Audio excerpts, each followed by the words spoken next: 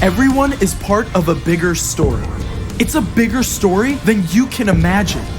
It's a big story about a really big God. Discover the story that shows you the character of God. Heyo, I'm Caleb, and I get to take you on a little tour of my Bible. Yep, you're looking at God's Word right here. 66 individual books written down by people throughout history who listened to and followed God. He gave them the amazing job of sharing His words with others, including us. And because these writers were faithful, we have a record of God's amazing love for us, how He created us and made a way to rescue us, even when we turned our backs on Him. And God's trusted each of us with work to do too. That means we've got to take responsibility. And I have 5 stories right here to show you what it can look like. We start off in the book of Matthew. And here, Jesus shares the most important part of your job description as a human being.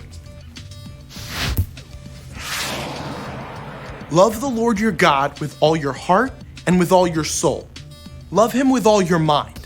This is the first and most important commandment. And the second is like it. Love your neighbor as you love yourself. Want to be the best you God created you to be? Then love God, love others. It's not always easy, but it really is that simple. Let's move ahead a couple books to Luke.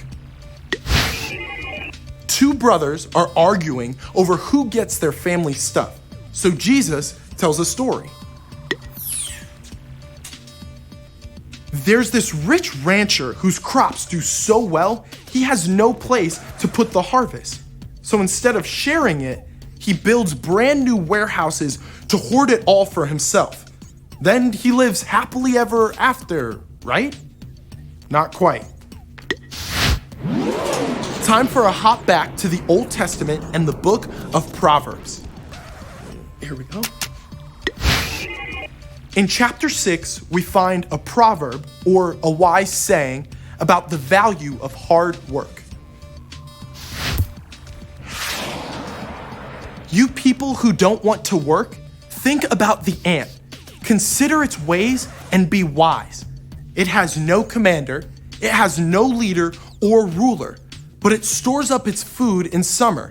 It gathers its food at harvest time. I mean, if an itty bitty little ant can take initiative to gather its food for the whole winter, then you can probably clean your room without 3 reminders.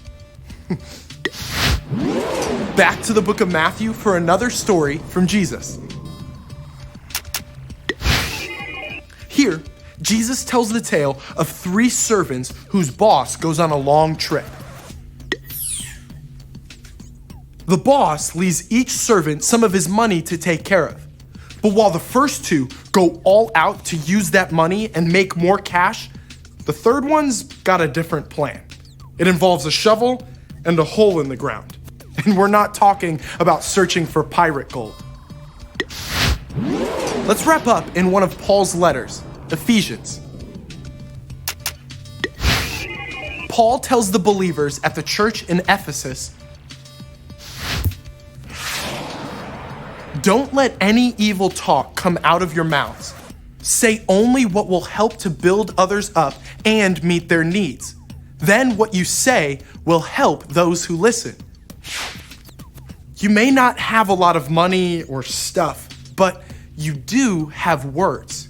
And you can choose your words to make someone's day in a really big way. God's given us so much. Maybe it's our families and friends, or our stuff, our time, and our words, and He expects us to use them wisely, with His help. That's a big responsibility, and I can't wait to see how it plays out in you and me.